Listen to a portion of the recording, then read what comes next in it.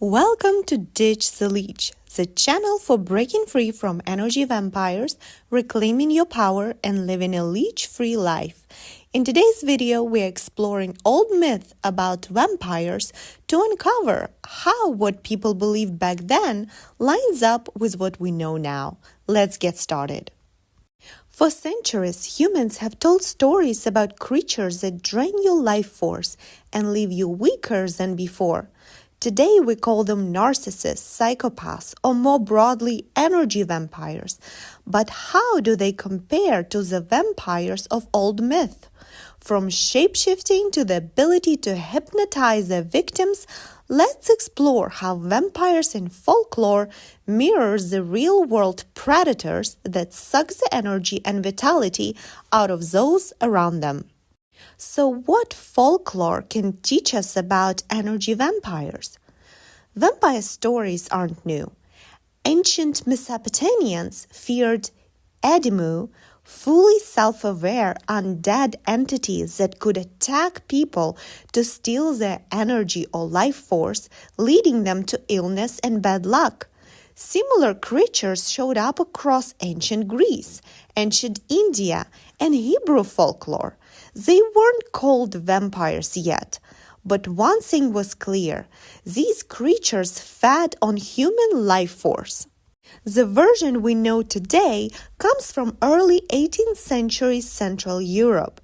In 1746, French theologian Dom Augustus Calmet published one of the first works on vampires, a surprising piece of non-fiction. It was a scholarly dissertation that analyzed real reports from Central and Eastern Europe documenting mysterious accounts of these life-draining beings. It became so popular that it was approved by the King of France and republished in 1751. It wasn't until later, with novels like Dracula, that vampires entered popular literature. So what do we actually know about vampires? Let's review the supernatural traits they were believed to possess in vampire legends and see how these traits mirror the behaviors of real-life dark triad personalities like narcissists and psychopaths, whom we often call energy vampires. Stay with me, you'll be surprised. Vampires in myths are believed to be able to shapeshift, adapting their form to gain access to their victims. They can transform into bats, wolves, or mist, whatever is needed to sneak into victims' life and ultimately attack. When we talk about energy vampires, people like psychopath and narcissist, we see a similar kind of shapeshifting. They study and mirror their victims to gain trust. Are you into spirituality? They become deep and awakened. Are you into business? They become ambitious and successful. Are you into volunteer work? They become a copy of a Mother Teresa until it's safe to start making your life miserable. Next, vampires in myth were believed to have the superpower of mental manipulation. With a hypnotic gaze, they could override a victim's free will, putting them in a trance, making them act against their own interests, altering memories, or controlling their minds. Real-life energy vampires do something remarkably similar. They influence your thoughts, feelings, and decisions through deception. Their superpower comes in form of manipulation techniques like guilt-tripping, gaslighting, playing the victim, and making threats.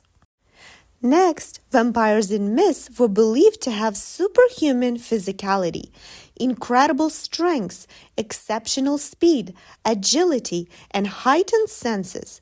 When they drank blood, they became strong, fast, and powerful. Without it, they fell asleep in coffins, completely immobile. Real-life energy vampires show a strikingly similar pattern. They grow stronger by draining the energy of others.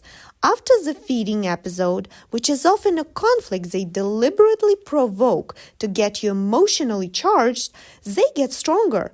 It's as if your emotional pain fuels them.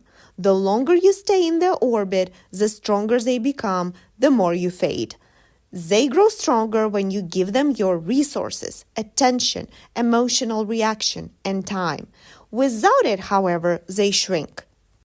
Next, myths tell us that vampires love darkness. They avoid light at all cost and are active primarily at night. During the day, they hide in coffins, shadows, or remote places. The moment the light hits them, their facade cracks, revealing their true self, their vampirism. So they rely on darkness to survive and feed. Real-life energy vampires operate the same way, but in a metaphorical darkness. They rely on secrecy. They hide their true intentions, sugarcoat malicious actions, prey on people when no one is watching, and present a carefully crafted image to the outside world. They also insist victims keep what happens behind closed doors a secret.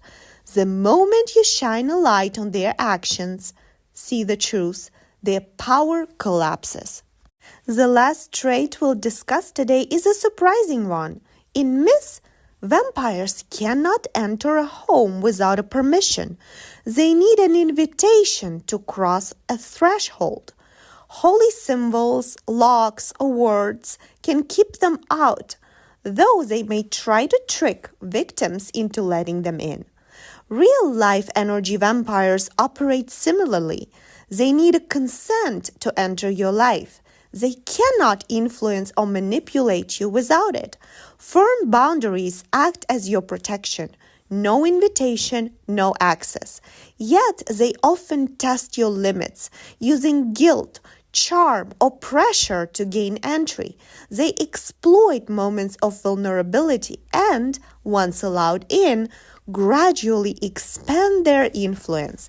They test your limits to see where boundaries are weak, but not letting them in keeps them out. The real meaning behind vampire legends. The phenomena of energy vampirism isn't new. It's been described for centuries, long before modern psychology gave it fancy names like narcissism or psychopathy. Things we know about them now, such as lack of empathy visible on MRIs, closely matches what ancient folks described in those stories, but through metaphors. They didn't have brain scans back then.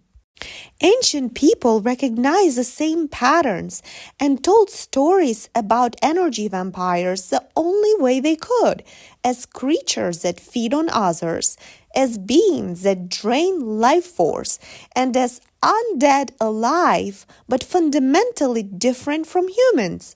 When we look closely, the parallels are striking. Manipulation could have been called hypnotic spells. Lack of empathy could have been referred to as undead alive. Secrecy could have been described as night creatures, and draining life force as sucking blood. It is my belief that these weren't just myths. They were careful observations turned into stories passed down across generations. In my next video, I plan to explore the mythological tools designed to guard against energy vampires and how we can translate them into real-life strategies to protect our energy. But the single most powerful weapon is already in your hands. Knowledge that you are stronger than your leech. You are the powerhouse. Energy vampires don't have power of their own. They survive on yours. The moment you stop feeding them, you win. So ditch the leech and choose yourself. Energy vampires suck. Stop feeding what drains you. Start investing in what builds you up. Subscribe for more on reclaiming your energy and building a leech-free life.